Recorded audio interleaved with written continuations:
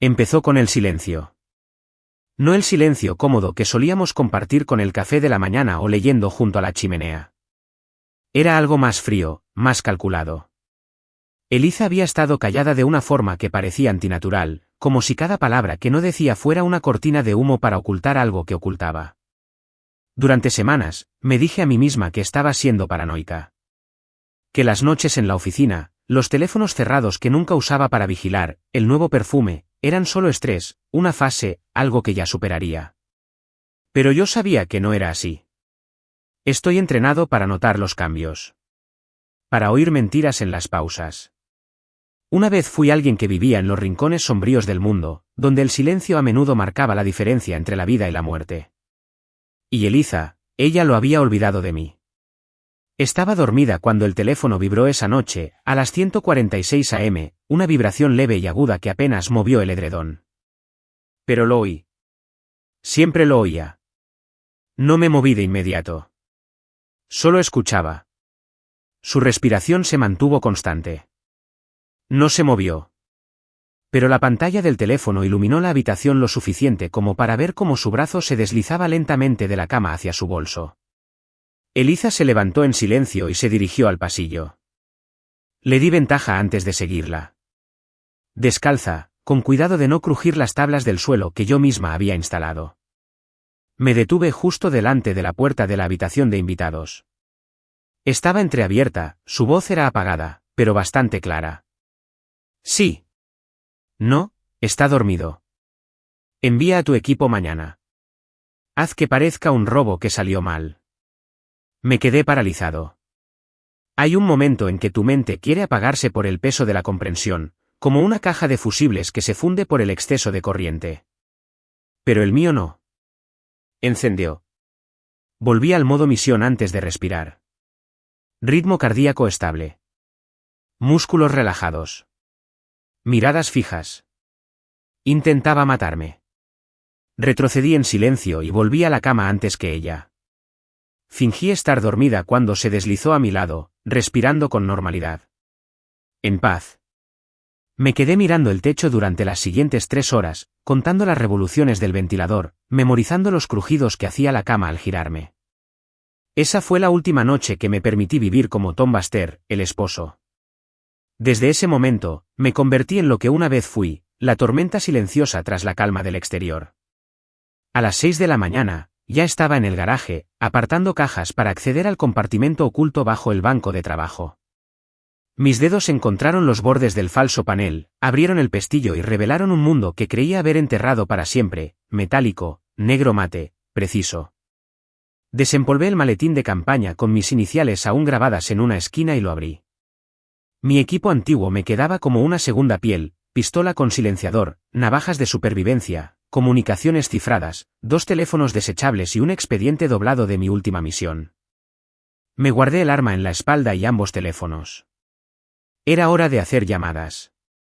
Empecé con Eli Rourke, mi antiguo oficial al mando convertido en intermediario clandestino. En cuanto oyó mi voz, la línea se quedó en silencio durante 2 segundos. ¿Tom? ¿Estás vivo? Hijo de, no por mucho tiempo si no me apresuro, dije. Necesito vigilancia. Necesito equipo. ¿Y necesito? Él no hizo preguntas. Todavía no. Me acaban de enviar una hora y un lugar. Cerré el garaje, me ajusté la sudadera y conduje por las carreteras secundarias hacia la ciudad. Las calles estaban tranquilas, la niebla matutina aún se aferraba a los bordes de las aceras, las farolas parpadeaban. Mi mente repasaba la distribución táctica de la casa, los puntos de entrada, las posiciones defendibles. No me había entrenado para la guerra suburbana, pero la guerra se acercaba a mi puerta, y que me aspen si no la trataba como a Kandahar. A las 9 de la mañana, ya estaba de vuelta en casa. Eliza se había ido a su clase de pilates. La vi irse, con los labios apretados y el rostro impasible. Incluso me besó en la mejilla. Pensó que no tenía ni idea. Empecé con las ventanas. Reforcé cada cerradura con sensores internos y alarmas de vibración que conseguí del escondite de Eli. Pasé una alimentación de circuito cerrado por el ático y la conecté a una vieja tableta que guardaba escondida en un libro ahuecado. Detectores de movimiento bajo las tablas del suelo. Sensores de presión en los bordes de la alfombra. Mi casa. Nuestra casa se estaba convirtiendo en una trampa disfrazada de hogar. Al mediodía, instalé emisores sónicos en las rejillas de ventilación del pasillo. Plataformas personalizadas que podrían desorientar a cualquiera que no estuviera familiarizado con la distribución. En la cocina, desvié las tuberías de gas con un gatillo de ventilación de seguridad. No planeaba matarlas, a menos que fuera necesario, pero no saldrían por donde entraron. Luego llegó el sótano. Hacía años que no bajaba, pero las paredes reforzadas que construí para guardar documentos de archivo ahora cumplían una función mejor. Con las herramientas adecuadas, se convirtió en una celda insonorizada. A las 3 de la tarde, me senté en el sofá de la sala. El mismo que Eliza y yo elegimos en una mueblería de Asheville. No me pasó desapercibida la ironía. Miré a mi alrededor, la casa que habíamos construido juntos. Fotografías en las paredes, tazas a juego en la cocina, el tenue aroma de su perfume aún impregnado en el aire. Este lugar alguna vez me había parecido un remanso de paz. Ahora era mi campo de batalla. Mis manos no temblaban. Mis pensamientos eran agudos. Conocía este juego. Lo había jugado mejor que la mayoría. Pero nunca antes me había sentido así. Tan personal, tan íntimo. La mujer en la que confié, la vida que construí, todo era una cortina de humo. Eliza me quería muerto. Mañana descubriría con quién estaba casada en realidad. La gente habla de la retrospectiva como si fuera una maldición. Yo no lo veo así. La retrospectiva es un mapa. Un mapa doloroso e inquebrantable que te muestra cada error que tomaste por confiar en alguien en quien no debías.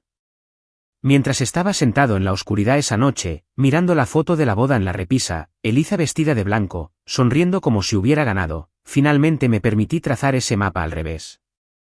Empezó hace 5 años. Una gala en el baile de recaudación de fondos para veteranos. No tenía pensado asistir. Odiaba los eventos de etiqueta, la pompa, las risas artificiales. Pero él insistió, diciendo que necesitaba acostumbrarme a la vida civil.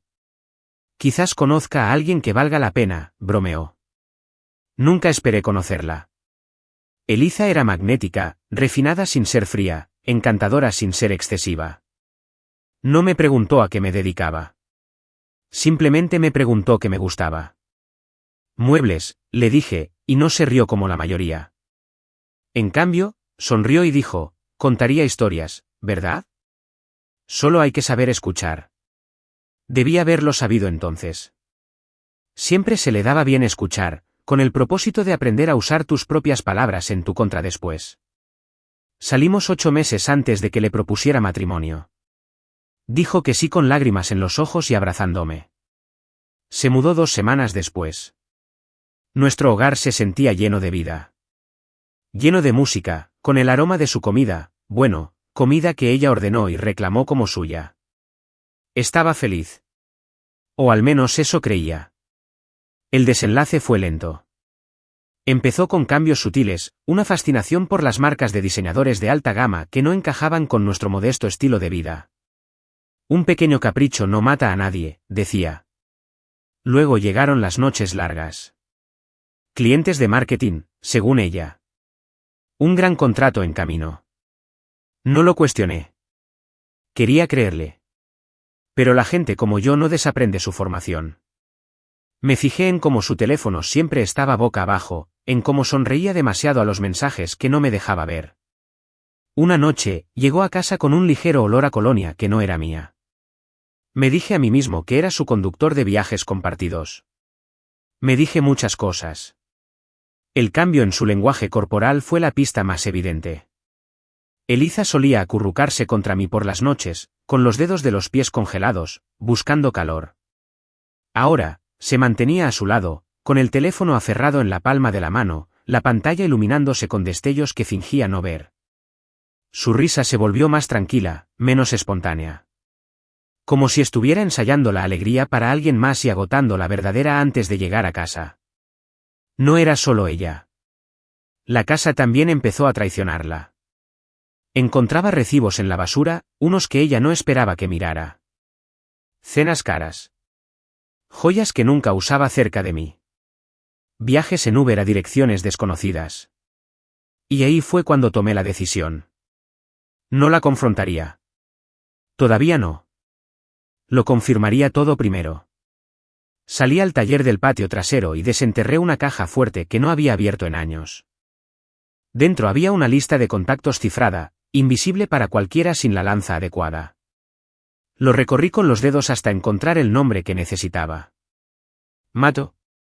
Mato había sido mi fantasma en la máquina cuando trabajaba en inteligencia en Bielorrusia. Podía abrir una bóveda de acero con una tostadora y un clip si le dabas tiempo. No había hablado con él en 4 años. Desde que fingimos su muerte para un trabajo que se volvió político. Pero sabía que estaba vivo. Lo había vigilado. Siempre lo vigilo. Envié un mensaje a través de un servidor de retransmisión cifrado que solo él y yo compartíamos. Menos de 1 hora después, mi teléfono desechable vibró con un solo mensaje. Aún respiraba. Sigo mirando. Hablemos. Incluyó coordenadas y 1 hora. Mañana a las 11:30. Un restaurante cerca de la ruta 14. En medio de la nada. Pasé el resto de la noche preparándome. Cámaras ocultas en detectores de humo, un keylogger en su oficina, un programa fantasma instalado en su teléfono a través de una tarjeta SIM clonada que nunca me vio cambiar, durante uno de sus días de spa. Fue descuidada. Demasiado confiada. Ese sería su error.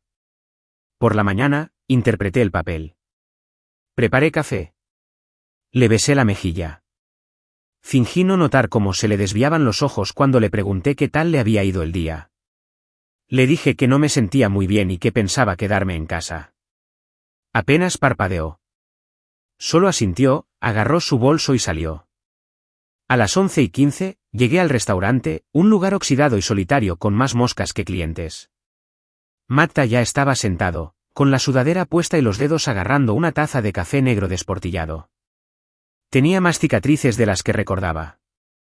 Pero sus ojos eran igual de calculadores, rápidos. ¿Cuánto tiempo, Buster?, dijo. Te ves fatal. Siempre dices eso. Porque suele ser cierto. Deslizó un pequeño maletín por la mesa. Todo lo que necesitas. Datos de celulares clonados, escuchas telefónicas, GPS en tiempo real y algunos extras. Reconocimiento facial, codificadores de voz. Ha estado ocupada. Abrí el archivo y vi fotos. Eliza, vestida para matar, sentada demasiado cerca de un hombre que reconocí al instante, Trevor Lang. Es financiero, ahora sospechoso de ser traficante de armas. Peligroso. La sonrisa de Eliza en esas fotos me heló la sangre. Era una sonrisa que no había visto en meses. Magda dijo que financia a un grupo llamado Apex. Jugaba en bancarrota sin papeles. Tenía mucho dinero. Todo apunta a él. No solo está haciendo trampa, Tom. Está contratando tu ejecución. Apreté los puños. No era rabia. La rabia es fuerte. Esto era más tranquilo, más peligroso. La calma antes de una matanza. ¿Alguien del equipo?, pregunté. Magda asintió. 4. Es militar. De hecho, uno entrenaba contigo. Un tipo llamado Reese Dowman. Perfecto. Había estado esperando pruebas. Ahora las tenía. Mi casa estaría lista. Mi mente ya estaba adelantada. Mientras conducía a casa, las sombras en mi retrovisor no eran solo árboles. Eran fantasmas de una vida que creía haber enterrado, que regresaban para recordarme quién era antes de Eliza y en quién tendría que volver a convertirme. Para cuando el sol de la mañana se coló por las persianas, ya iba 2 movimientos por delante. Fingir que estaba enfermo fue fácil de convencer, incluso. Había estado perfeccionando el papel desde que las mentiras de Eliza empezaron a desvelarse. Una sutil mueca, un segundo más rozándome la frente con la mano, el cansancio en mi voz, ella no sospechó nada. Me dejó con apenas una mirada y una tibieza, como si se sintiera mejor, mientras la puerta se cerraba con un clic tras ella, como un recordatorio de su traición. En cuanto su coche salió de la entrada, me puse manos a la obra. Primero, desactivé el sistema de seguridad frontal. Era falso, algo que Eliza insistió en que usáramos para sentirnos más seguros, aunque las cámaras reales, las que ella desconocía, ya estaban incrustadas en los árboles y dentro de las rejillas de ventilación. Eran mías, instaladas mucho antes de que dijéramos sí, quiero, porque la confianza, en mi mundo, es solo la diferencia entre el conocimiento y la prueba. Tomé el maletín que me había dado Matto y lo coloqué todo sobre la mesa del comedor como si fueran herramientas. Antes de una cirugía. Una laptop, precargada con una VPN rotatoria. Software de suplantación y transmisiones de vigilancia que obtendrían información en vivo de los dispositivos que habíamos intervenido. Un dispositivo pequeño, no más grande que un llavero, me permitiría escuchar las llamadas de Eliza en tiempo real. Otra herramienta interceptó sus mensajes y clonó su actividad en la app, lo que me dio acceso a chats cifrados. En cuestión de minutos, estaba dentro de su mundo. El primer PIN fue de un número de teléfono falso vinculado a Trevor Lang. Eliza le había enviado un mensaje hace una hora. Sigue en casa. Está enfermo. Debería ser fácil. Apreté la mandíbula. La crueldad despreocupada, la facilidad con la que escribía esas palabras, lo decía todo. No solo quería que me fuera. Quería que me borraran. Un pequeño inconveniente en el capítulo que estaba escribiendo con Trevor. Me acerqué a la transmisión en vivo y la vi entrar al vestíbulo de su ático en Midtown. Las cámaras del ascensor los mostraban abrazados, con ella rodeándolo con sus brazos como si los votos que me hizo nunca hubieran existido. La transmisión cambió de nuevo, y desde otro ángulo la vi guardando algo en el bolsillo de su chaqueta. Probablemente pagó. Tomé fotos de todo.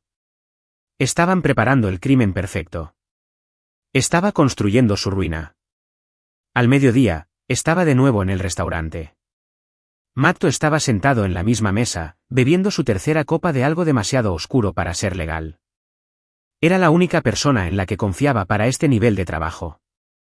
Una vez, extrajo las cuentas en el extranjero de un diplomático corrupto de un disco duro en llamas con solo 17 minutos de lima de uñas.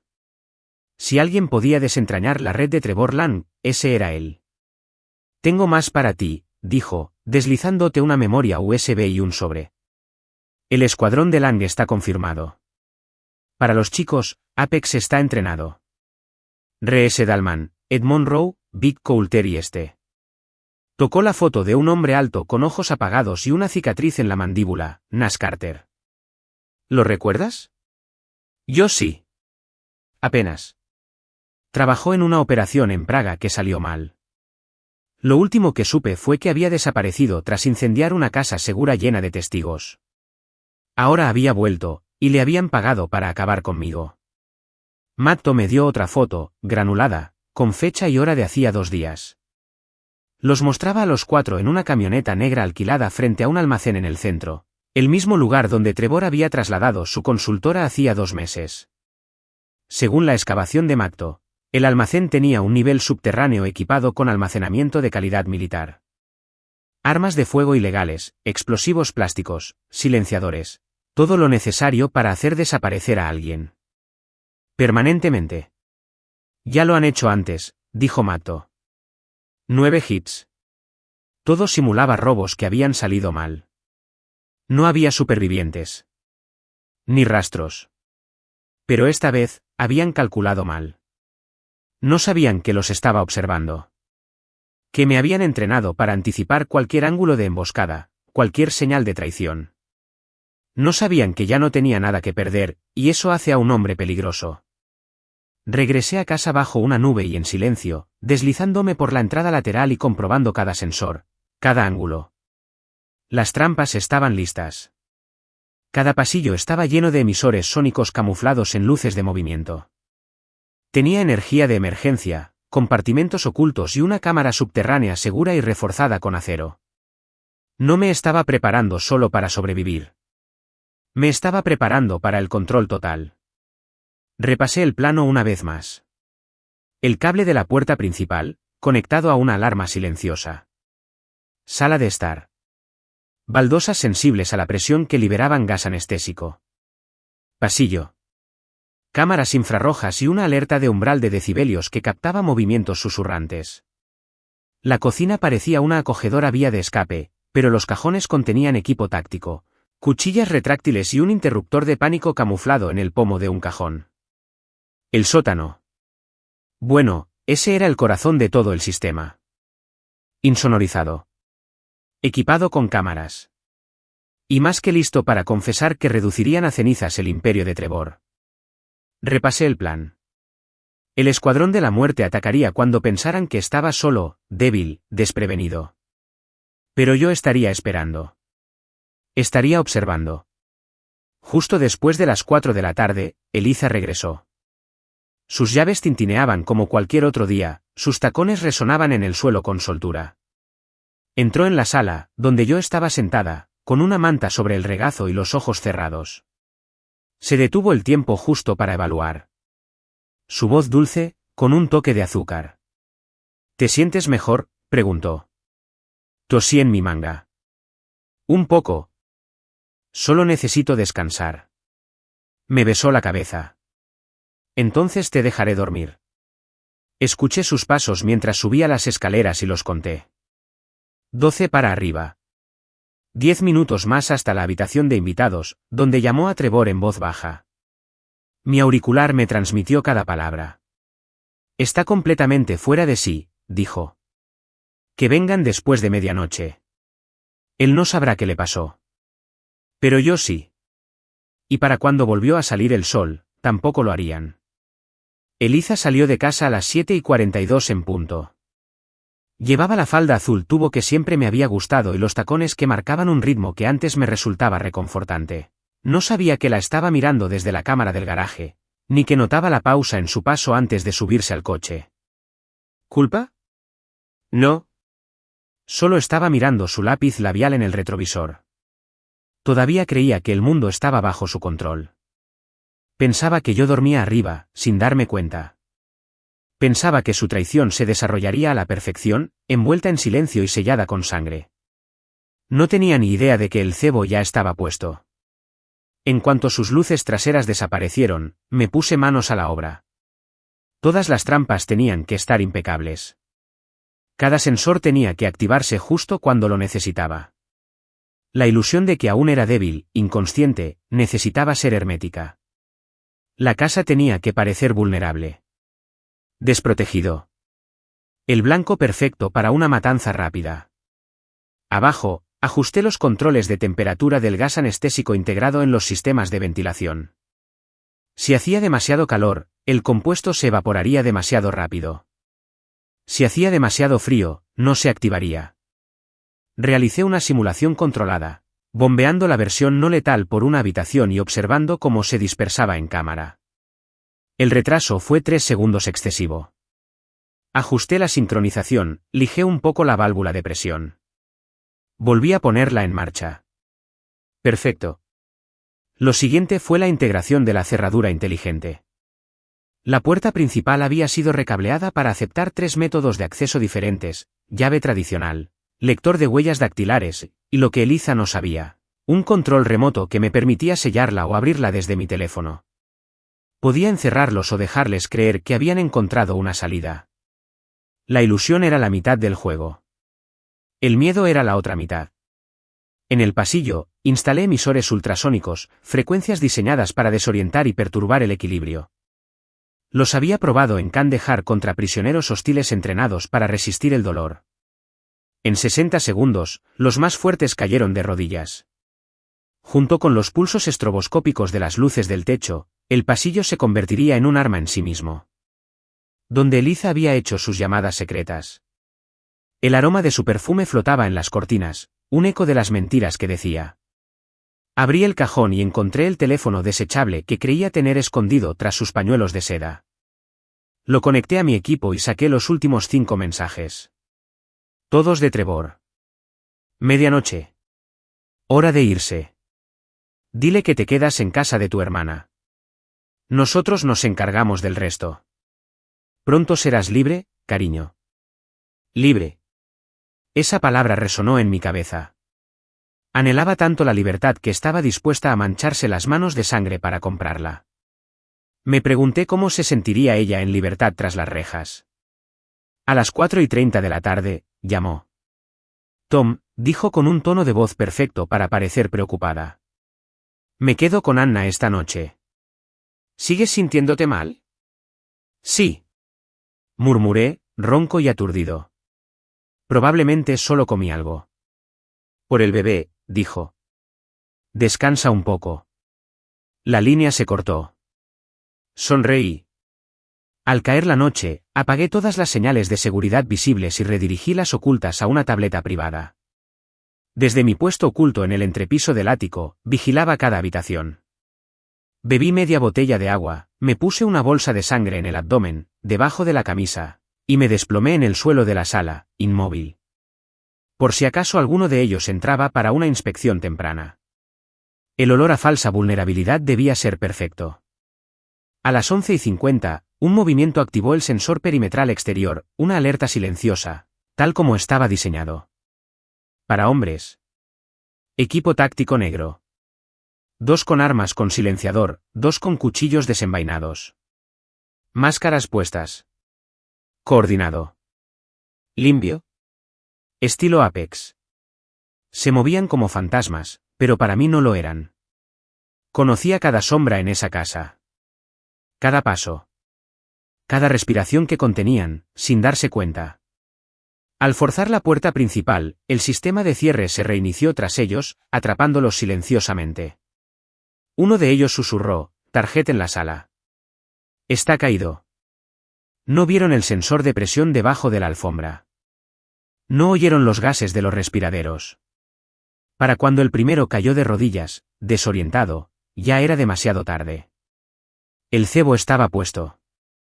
Los lobos habían llegado. Y ahora estaban en la boca del lobo.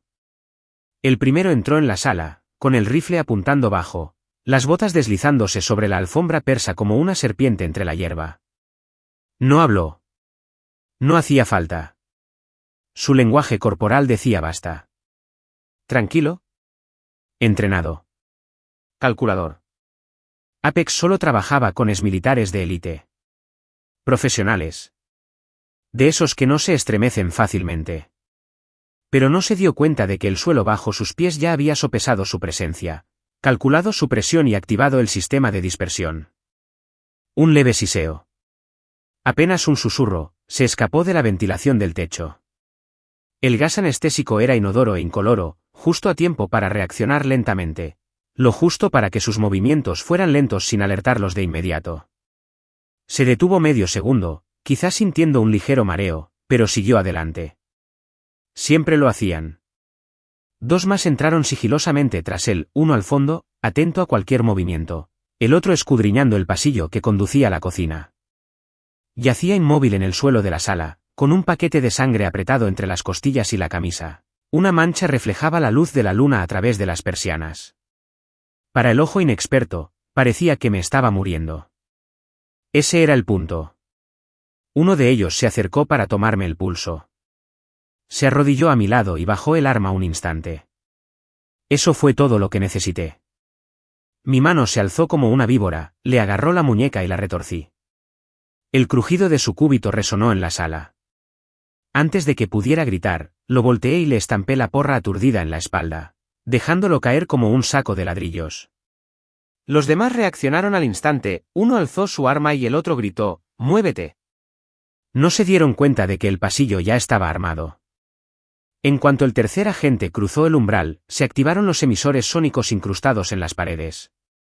Una onda invisible de sonido de alta frecuencia lo impactó, desestabilizando su equilibrio. Soltó el arma y se tambaleó como un borracho, estrellándose contra la mesa de la esquina.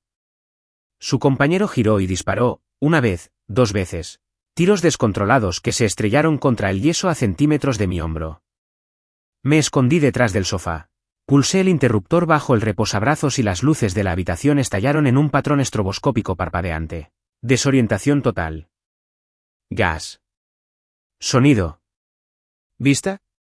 Todos los sentidos bajo ataque. El último, el líder del equipo, se reagrupó más rápido que los demás. Podía oír sus ladridos de órdenes, amortiguados por su máscara. Reagrupaos. Corte visual. Tenía porte militar, Pero no había planeado un campo de batalla dentro de una casa suburbana. Avanzó a ciegas, con el arma en alto, sin percatarse del cable trampa de proximidad bajo la mesa de centro. En el momento en que su bota impactó, el suelo bajo él activó una plataforma con resorte, lanzándolo hacia atrás contra la pared con la fuerza suficiente para romper la placa de yeso. Golpeó con fuerza. Su rifle resonó en el suelo. Lo agarré en segundos, le até las muñecas con bridas y lo arrastré hasta la puerta del sótano. El resto fue más fácil después. El gas hizo efecto. Usé dosis bajas, suficientes para adormecerlos, no para matarlos. Quería que tuvieran la mente despierta para lo que vendría después.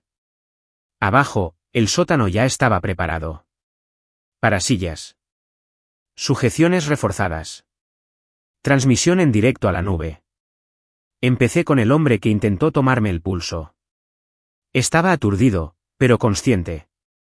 ¿Quién te envió?, pregunté con voz tranquila y firme.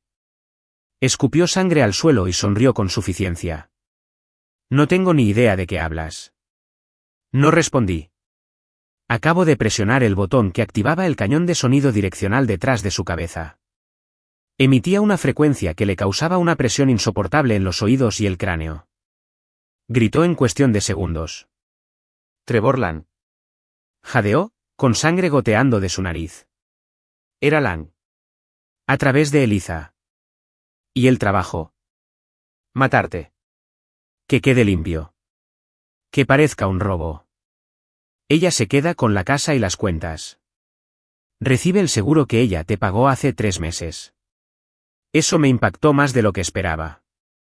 La traición no fue solo emocional. Fue financiero. Planificado. Por capas. Había estado construyendo esta red durante meses, y yo me había metido en ella como un tonto. Pasé al siguiente. Nash Carter. Una cicatriz en la mandíbula. Ojos muertos. No gritó cuando activé el sonido. No se inmutó. Solo sonrió. «¿Estás bien?», dijo. «Mejor de lo que esperaba». «No tan bueno como crees». Respondí, inclinándome. «¿Estás aquí?» «No estoy atado». «¿Quién gana de verdad?». Rió entre dientes. «No saldrás de esto limpia. Lang tiene gente en el sistema. Eliza está lista para interpretar el papel de viuda».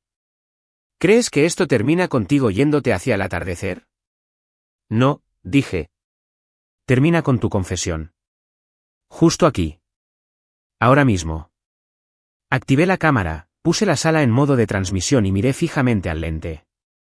«Este es Tom Baster», dije con voz clara. «Los 4 hombres detrás de mí son sicarios que trabajan para Trevor Lang y mi esposa, Eliza Baster. Los enviaron aquí para asesinarme. Pero fallaron. Y ahora les contarán lo que hicieron». Uno por uno, los enfoqué con la cámara, activando los archivos que Matto había incrustado en la nube, respaldando audio, datos de ubicación, fotos y, ahora, confesiones en tiempo real. Al amanecer, tenía todo lo que necesitaba. Para sicarios detenidos. Pruebas en vídeo. Prueba de audio de la voz de Eliza dando la orden de matar. Un rastro documental que la vinculaba con las cuentas en el extranjero de Trevor. Subí las escaleras, cogí el control remoto y apagué las luces estroboscópicas. La casa estaba en silencio. Las trampas se desactivaron. La tormenta había pasado. Pero la cosecha apenas comenzaba. Y yo estaba lejos de terminar. Me senté a la mesa del comedor justo después del amanecer, con la casa sumida en el silencio. Ya no era el silencio del miedo, sino el que se instala en el campo de batalla una vez que se disipa el humo. El escuadrón de la muerte estaba encerrado en el sótano, cada uno atado con bridas, sedado y colocado justo frente a la cámara que el software de Matto ahora controlaba. Cada confesión se había subido a 5 ubicaciones cifradas, listas para ser transmitidas simultáneamente. Ahora venía la siguiente fase, la exposición. Abrí la laptop y me conecté al servidor en la nube que Matto había creado específicamente para este momento. Lo llamó Judgment Day, un módulo de secuestro en tiempo real, diseñado para anular cortafuegos, enrutar a través de relés proxy y tomar el control de cualquier transmisión pública designada. Elegí el sitio web de la empresa de Trevorland no solo porque tenía más de 1 millón de visitas mensuales, sino porque representaba la imagen impecable y cuidada que había construido durante años. Limpie. De élite. Intocable. Eso termina hoy. Exactamente a las 8 de la mañana, la página de inicio de Landcorp desapareció. Los visitantes que esperaban ver una actualización de la bolsa o un comunicado de prensa presuntuoso se encontraron con una pantalla oscura. Entonces apareció mi rostro, con la mirada fija en la cámara y la voz firme. Me llamo Tom Baster. Este es mi hogar. Trevorland y Eliza Baster enviaron a 4 hombres a destruir esto. Detrás de mí, la pantalla cambió a imágenes divididas, cada uno de ellos lo capturó, uno por uno, confesando bajo juramento y en cámara. Trevorland me pagó $80,000 por adelantado. Eliza me contactó. Dijo que su esposo estaría dormido. Dijo que lo limpiaran. Trabajé para Lang antes, 2 en San Diego y 1 en Denver. Los hizo parecer robos. Tal como él quería. Nos dijeron que quemáramos cualquier archivo, cualquier testigo. Este era diferente. Se suponía que era un blanco fácil. Las confesiones se repetían una tras otra en un bucle sin fin, cada una confirmando la evidencia acumulada como ladrillos. Corté para el cierre. Hay documentos almacenados en los servidores de Landcorp, transferencias bancarias, memorandos internos y fotos. Los encontrarás si buscas. Y si no, ya se los he enviado a quienes sí lo harán. El sistema de Matto redirigió el feed a todas las redes sociales, TikTok, YouTube, Instagram e incluso LinkedIn. Se extendió como la pólvora. A las 8:07 de la mañana, el número de visualizaciones ya era de cientos de miles. Los comentarios empezaron a llegar en masa. ¿Es real? Que alguien llame a la policía. Al fondo se ve el ático de Trevorland. A las 8:12, el equipo de relaciones públicas de Lang intentó cerrar el sitio. Pero Matto iba 5 pasos por delante. Cada intento de interrumpir la transmisión redirigía a otro enlace. Cada vez que parpadeaban, se multiplicaba. Para cuando Lang se enteró, ya era demasiado tarde. Y justo a tiempo, a las 8:16, su todoterreno negro se detuvo frente a mi casa. Lo observé desde el entresuelo del ático mientras salía, intentando aparentar serenidad. Pero su paso era urgente. Sus guardaespaldas habituales no estaban con él. Probablemente pensó que no me arriesgaría a quedar mal. Creyó que podría intimidarme para que guardara silencio. Pero seguía sin entenderlo. Ya no se trataba de amenazas. Esto fue una venganza. Llegó a la puerta principal e intentó entrar a la fuerza, pero descubrió que la cerradura inteligente se había sellado tras él. Activé el mecanismo de anulación y dejé que se abriera justo cuando él buscaba su teléfono. La puerta se abrió de par en par. Y allí estaba yo. Viva. Despierta. Y controlando todos los sistemas de la casa. Pasa, Trevor, dije, haciéndome a un lado. Su rostro palideció. No sabes lo que haces, Baster. Yo sé exactamente lo que hago. Pensaste que esto sería un encubrimiento discreto. Que ya estaría muerta y que Eliza estaría llorando ante las cámaras. Que cobrarías tu indemnización y te dedicarías a buscar al siguiente marido que necesitabas que se fuera. Entró en el vestíbulo. No tienes pruebas de nada. Mira hacia arriba, le dije. Siguió mi mirada hasta la pantalla del televisor en la pared.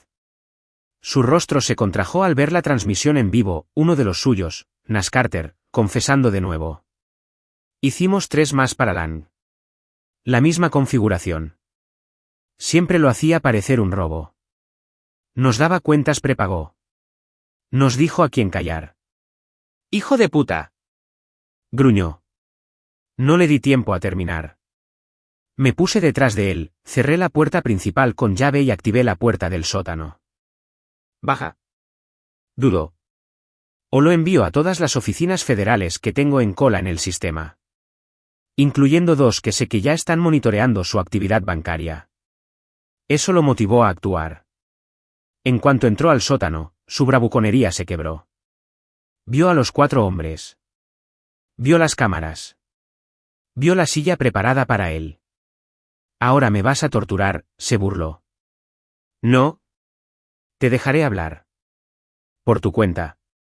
Con libertad. No se sentó de inmediato. Pero sí habló. ¿Confesó? No todo. Al principio no. Pero suficiente. Lo suficiente como para vincularse con los asesinatos, los sobornos y la manipulación de Eliza para que se convirtiera en cómplice del asesinato. Cuando le pregunté por qué me tenía en la mira, su respuesta fue casi risible. Estabas en el camino. Terminé la transmisión después de eso. Envié los archivos a 3 contactos que Matto había preparado, 2 periodistas de investigación y un líder de un grupo de trabajo federal en Washington, D.C. Luego activé el protocolo final. Un aviso anónimo a la policía local, coordenadas GPS y códigos de acceso a la casa. Cuando llegaron 30 minutos después, con las sirenas a todo volumen y las armas en la mano, permanecí tranquilo en el vestíbulo con las manos en alto. No me resisto, dije. La gente que buscas está abajo. A las 9:45, la casa estaba repleta de agentes del orden.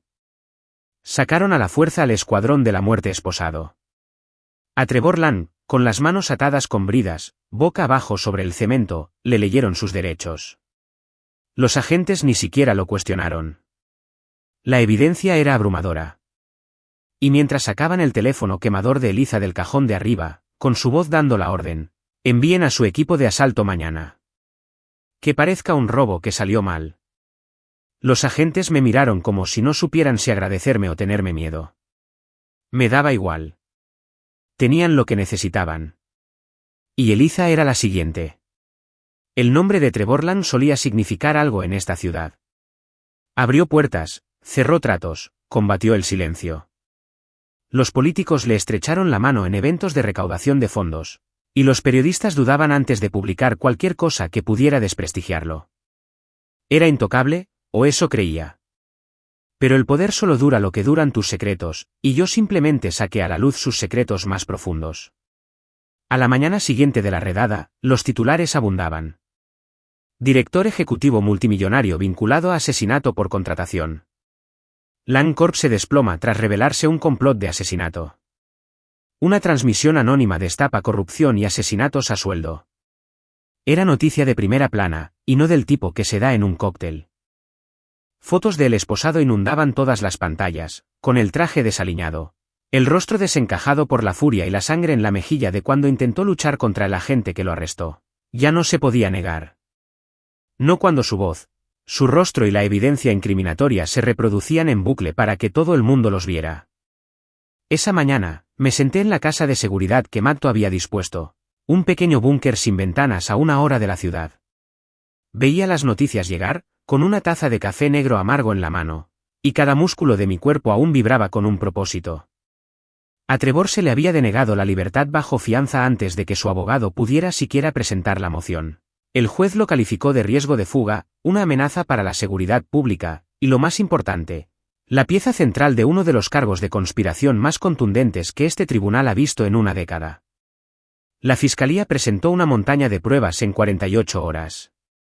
Confesiones en vídeo, registros financieros, grabaciones de seguridad, teléfonos prepago. Los miembros de la junta directiva de Lang Corp se apresuraron a distanciarse. Los accionistas se retiraron en masa. La empresa perdió $800 millones en valor al segundo día. Los patrocinadores se retiraron, los clientes desaparecieron y socios de alto perfil rompieron vínculos públicamente. La empresa estaba en caída libre. Y Trevor estaba en una celda de cemento, gritando por abogados que nadie quería enviar. Pero yo no había terminado de mirar. Quería ver cómo se veía el colapso desde todos los ángulos. Al final de esa semana, uno de los antiguos contratistas de seguridad de Trevor, alguien a quien recordaba de una operación en el extranjero, presentó más información. Correos electrónicos antiguos, contratos, archivos de audio de Trevor alardeando de solucionar problemas con dinero y balas. Matto y yo vimos juntos la conferencia de prensa a través de una transmisión cifrada. La voz del contratista tembló, pero el mensaje fue claro. Este hombre usó su dinero para jugar a ser Dios, dijo. Pero ya no. Llevé un diario durante esos días. No porque necesitara procesar nada, no sentía dolor. No me arrepentía. Pero porque quería documentar lo rápido que un hombre como Trevor podía perderlo todo una vez que la verdad salía a la luz. La segunda semana trajo consigo acusaciones por tráfico de armas, malversación de fondos y chantaje. Uno de los sicarios ofreció una sentencia más leve a cambio, entregando al FBI un libro con las coordenadas de escondites enterrados en 3 estados. Y entonces llegó el momento decisivo. La familia de Trevor, su antiguo adinerado clan legado de la costa este, emitió un comunicado. Estamos consternados y avergonzados. Trevorland ya no representa a esta familia ni nuestros valores. Cortaremos todos los vínculos, incluido el apoyo financiero, con efecto inmediato. Eso causó más daño que cualquier demanda judicial. Lo despojó del último escudo que le quedaba. Sin influencia, sin un equipo legal que se precie y sin ayuda externa, Trevor se convirtió en lo que nunca imaginó que podría ser, un recluso más con un mono naranja, paseándose por el patio mientras el mundo que una vez tembló bajo sus talones seguía adelante sin él. Intentó acercarse una vez. Una carta, escrita a mano, entregada por un tercero neutral en la matiné. La quemé sin leer la primera línea. No necesitaba saber qué excusas había inventado. No necesitaba un cierre. Tenía todo lo que necesitaba. Y pronto, Eliza también lo tendría. Pero lo que más me impactó fueron las imágenes del interior del juzgado. Los medios de comunicación se dieron un festín grabando a Trevor siendo escoltado a su audiencia preliminar. Encadenado, con la mirada hundida, el hombre que antes vestía trajes de $6.000 ahora llevaba zapatos del condado y una mirada vacía que denotaba una revelación demasiado tardía para importar. Los periodistas se agolpaban, gritando preguntas.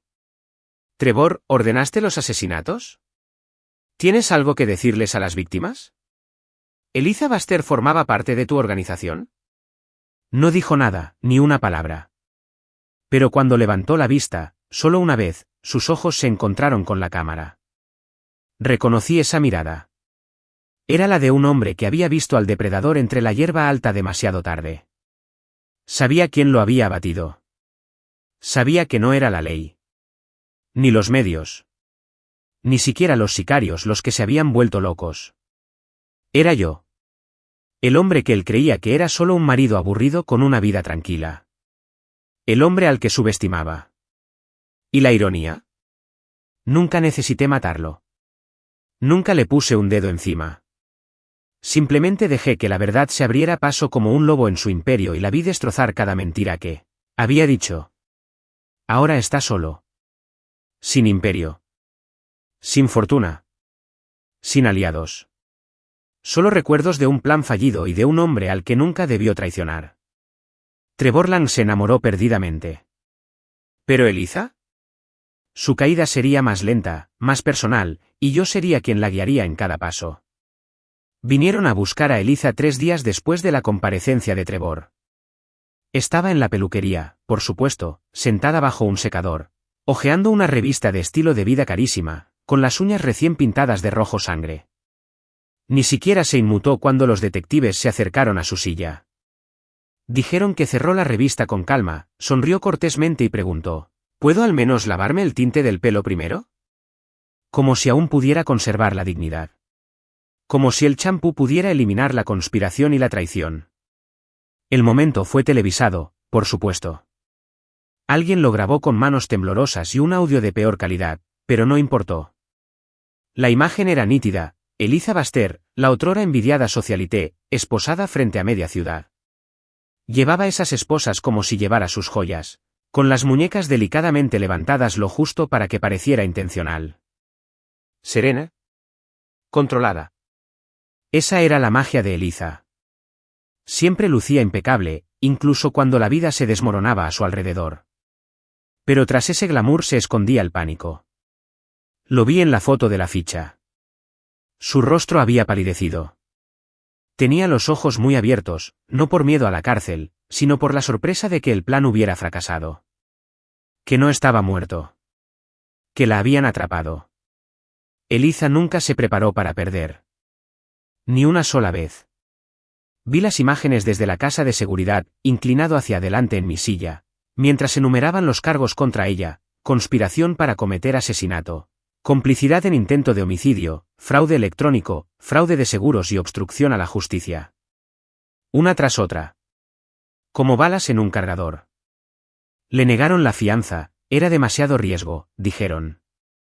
La consideraron un riesgo de fuga y una manipuladora social. La prensa se rindió. ¿Viuda negra o mujer poderosa? El matrimonio perfecto construido sobre mentiras. En la mente de Eliza Baster. Estaba en cada pantalla. En cada periódico. Y en ninguno de ellos era la mujer con la que me casé. Entonces me di cuenta de lo poco que la conocí. Jugó el papel de esposa amorosa durante años, horneando los domingos, cantando suavemente mientras doblaba la ropa, plantando albahaca en nuestro jardín como si estuviera obsesionada con las raíces. Pero todo era teatro. Un ensayo general para una vida que nunca quiso vivir. Una vida que planeaba abandonar, conmigo enterrado en el acto final. Pero el público no fue tan indulgente como ella esperaba. Las redes sociales la atacaron duramente. Todos sus amigos. Todos los colegas que alguna vez bebieron vino en nuestra terraza o brindaron por nuestros aniversarios se fueron. Los influencers dejaron de seguirnos. Las recomendaciones disminuyeron. Incluso su estudio de yoga la condenó públicamente. Ahora era tóxica. Ni siquiera criminalmente glamurosa. Simplemente criminal. Y luego llegó la parte que ella nunca vio venir. Esperé una semana. El tiempo suficiente para que probara las frías paredes de una celda. El tiempo suficiente para que se sentara en silencio, sin control, sin imagen curada, sin aliados. Entonces hice mi jugada. Entré en la cárcel con un nombre diferente, James Cole, gracias al equipo de documentación de Macto. Me había dejado crecer la barba. Me había teñido el pelo de gris y llevaba esas gafas baratas que hacen que la gente, tras mirarte 2 veces, no recuerde tu cara. Le dije al guardia que era su contador forense designado por el tribunal, que estaba allí para revisar las declaraciones financieras. Me dejaron entrar sin mirarme 2 veces. Estaba sentada en una fría mesa de acero cuando entré. Ahora llevaba grilletes en los tobillos. Tenía las uñas desportilladas. Su cabello, después de lavarlo, había perdido su brillo. Sus ojos se alzaron, entrecerrándose tras unas ojeras. Al principio no me reconoció. No con esa luz. No con ese disfraz. Entonces ladeó la cabeza, y vi el destello, reconocimiento, horror, incredulidad. Todo danzaba al unísono en sus pupilas como fuego tras un cristal. Tom, susurró con la voz quebrada y temblorosa. No respondí. Me senté, abrí la delgada carpeta y la deslicé sobre la mesa. Dentro había copias de cada mensaje, cada llamada grabada, cada foto de ella y Trevor, cada transacción que hizo con el sicario. Pero no era solo evidencia. Estaba anotada. Resaltada. Cada traición subrayada. Cada engaño fechado. La cronología de su colapso moral. Lo abrió lentamente, hojeando la primera página, luego la siguiente. A la tercera, le temblaba la mano. Lo sé. Dije finalmente. Mi voz sonaba tranquila. Firme. Frío. Tragó saliva, pero no respondió. Sé lo del seguro. Sé lo de los teléfonos quemadores. Sé lo de la cuenta bancaria en Zúrich y el plan de escape alternativo que guardaste a nombre de tu primo. Lo sé todo, Eliza. Cerró el expediente como si le quemara los dedos. No lo entiendes, Tom. Trevor, dijo. No. Lo interrumpo. No nos insultes a ambos con otra mentira. Se estremeció como si la hubiera abofeteado. Me incliné hacia adelante, apoyando los antebrazos en la mesa. Planeaste matarme. El hombre que lo dejó todo para construir una vida contigo. El hombre que pagó tus deudas, borró tus huellas, apoyó cada sueño que tuviste. Se le llenaron los ojos de lágrimas. No se suponía que pasara así. Pero pasó. Ella apartó la mirada, avergonzada o quizás solo asustada de lo que pudiera decir a continuación. Vine a darte esto, dije, tocando el archivo. Para que cuando estés solo en esa celda y empieces a inventar excusas, tengas pruebas de que tú hiciste esto. No, Trevor. No yo. Tú. ¿Por qué? Preguntó, casi en un susurro. ¿Por qué venir? Porque quiero que sepas lo que se siente estar frente a alguien que te conoce por completo y que ve cada detalle de tu actuación. Quiero que sientas ese peso. Que te des cuenta de que todo lo que intentaste borrar te sobrevivió. Y vivirás con eso. Me puse de pie, dejando el archivo atrás. Adiós, Eliza. Al salir, no miré atrás. No hacía falta. Ya conocía su expresión. La ruina no residía en los cargos, la prisión ni siquiera en la humillación pública. Era saber que estaba viva. Y ella tenía que vivir cada día con esa verdad. A Montana no le importa quién eras. Eso fue lo que me atrajo hasta aquí. No pregunta de dónde vienes, no le importa cómo te llamaban ni lo que tu pasado dejó en cenizas. Sigue moviéndose, lento, constante, ajeno al ruido del mundo. Aquí, nadie mira dos veces a un hombre de mirada serena y manos callosas. Simplemente asienten, escupen en la tierra y siguen con su día. Ahora me llamo James Wilson. Vivo a 5 kilómetros de un pueblo tan pequeño que te olvidarás al cruzarlo. Un restaurante, una oficina de correos y una tienda de abarrotes que todavía vende clavos por kilo. Alquilo una cabaña modesta al borde de un denso pinar. Construí mi propio taller a solo 20 metros. Techo inclinado, vigas gruesas, el olor a serrín impregnado en cada tabla. Mi yo anterior habría llamado a esto retirada. ¿Mi versión actual? Lo llama defensa. Después de todo, la paz solo es real si puedes protegerla. La gente de aquí me conoce como ebanista. Creen que me mudé de Oregón después de un divorcio, que quería encontrarme en la sencillez de la madera, en soledad. Hay una especie de respeto por los hombres que se alejan del ruido, sobre todo en pueblos donde los tractores y el clima importan más que los chismes. Vendo mesas, sillas y algunos marcos de cama hechos a mano a quienes pueden permitirse el tiempo necesario para hacer algo auténtico. Soy reservado, nunca demasiado frío ni demasiado abierto. Pero nunca dejé de observar. Hay una conexión satelital enterrada bajo el suelo de mi taller, conectada a un equipo seguro que Mado me ayudó a instalar antes de mi desaparición. Me envía informes cifrados una vez a la semana, recortes de prensa, actualizaciones judiciales, alertas sobre el estado de las prisiones. El mundo que dejé atrás sigue entrando poco a poco, lo justo para mantenerme informado, pero nunca lo suficiente para recuperarme. Trevor Lang sigue en prisión. Volvió a intentar salir en libertad bajo fianza hace un mes. Denegado. Siguen llegando más cargos. Fraude fiscal. Manipulación de testigos. Incluso un supuesto caso de extorsión, vinculado a una filial en el extranjero que creía que nadie encontraría. Mado lo encontró. Se lo envié a los federales de forma anónima. Sonreí al leer la actualización del caso. La salud de Trevor ya no es buena. La comida de la prisión, el estrés y la inseguridad de ser irrelevante lo han desgastado. Según informes, ha perdido peso. Ahora cojea. No le desee eso. Pero no lo negaré, me tranquiliza saber que se está desperdiciando en las mismas sombras desde las que solía gobernar. ¿Y Eliza? Ella también sigue encerrada. Sin libertad condicional. Sin visitas. Presentó 2 apelaciones. Ambas fueron desestimadas sin audiencia. Su abogado de oficio ya siguió adelante. Su nombre ya no es tendencia. Nadie vende su historia. Nadie llora su caída. Ahora es solo un número más. Otra reclusa con un pasado que ardió demasiado y no dejó más que humo.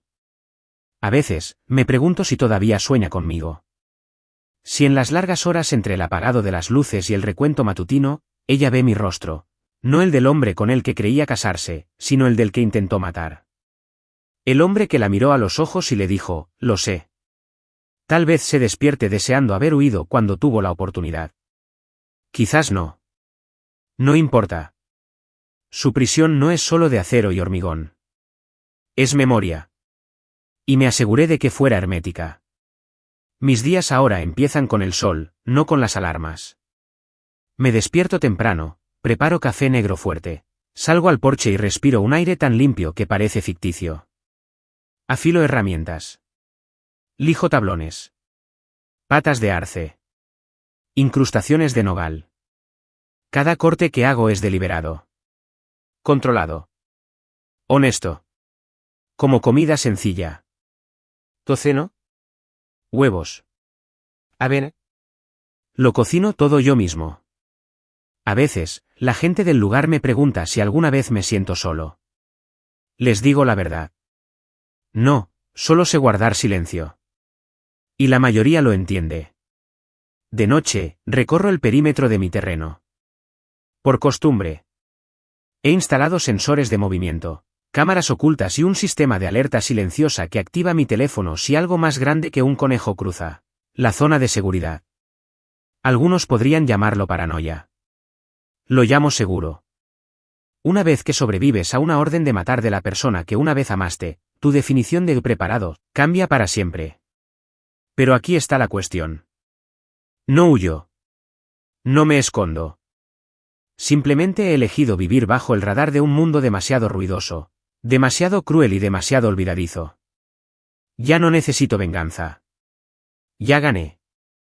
No necesito destruir a nadie más. Ya desmantelé todo lo que me amenazaba.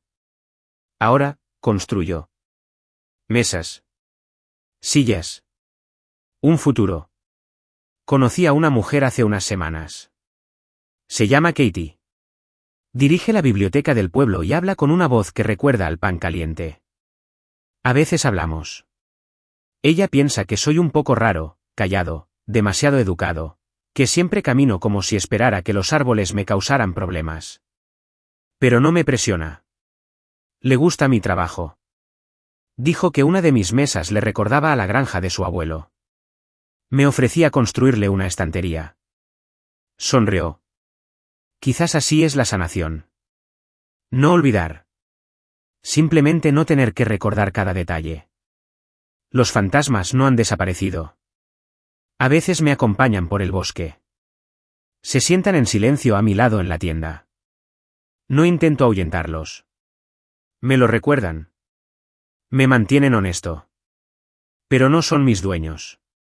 Ahora soy dueño de mi tiempo. De mis manos. Mi paz. Y si el pasado vuelve a buscarme, déjalo. No encontrará a Tom Baster esperando. Encontrará a James Wilson. Y estará listo. Han pasado 5 años. 5 inviernos. 5 cosechas. 5 tramos de silencio, nieve y aroma a pino tras la lluvia. Casi todos los días olvido cómo me llamaban antes.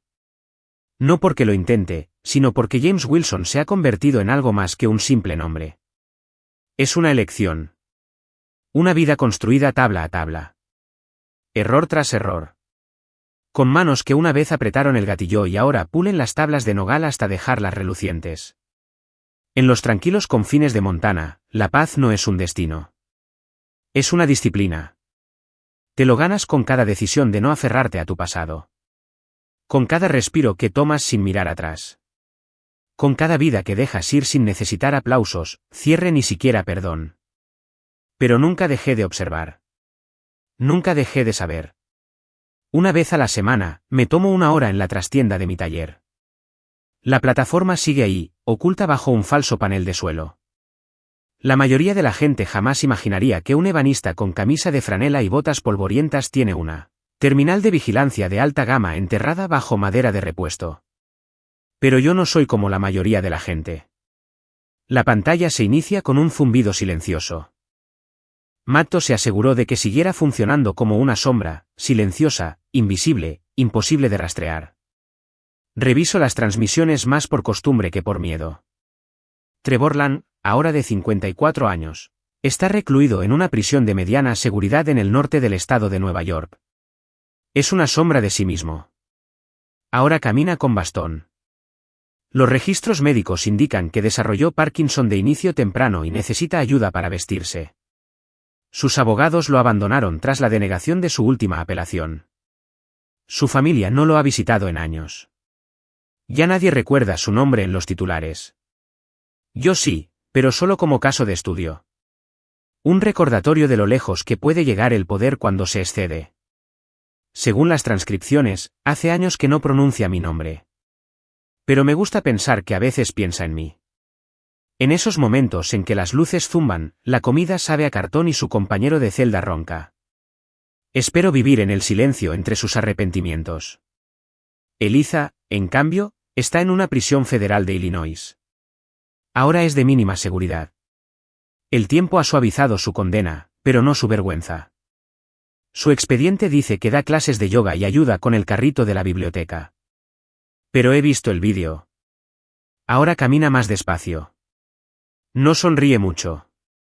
De vez en cuando, intenta escribir artículos de opinión sobre el complejo industrial penitenciario bajo seudónimos, pero no llegan muy lejos. Nadie escucha a una mujer que intentó orquestar un asesinato. El mundo siguió su curso. La dejó en el polvo que ella misma convirtió. Cada 6 meses, solicita la libertad condicional. Cada 6 meses, se la deniegan. No porque sea peligrosa. Ya no. Pero porque su remordimiento parece un guión. La última transcripción de su audiencia indicó que la Junta no creía que hubiera asumido una responsabilidad significativa. No necesitaba estar allí para saber lo que eso significa. Eliza nunca fue dueña de sus decisiones. No realmente. Y ahora vive en un bucle, una vida que no termina, pero que ya no avanza. Esa es su jaula. Ese es el verdadero castigo. ¿Y yo? Todavía me levanto temprano. Como bien. Construyo cosas con mis manos. Ahora no solo muebles. Herramientas. Juguetes. Incluso ayudé a diseñar una pequeña cabaña al hijo de mi vecino para su proyecto de ciencias. El pueblo me conoce como el hombre que arregla lo que está roto.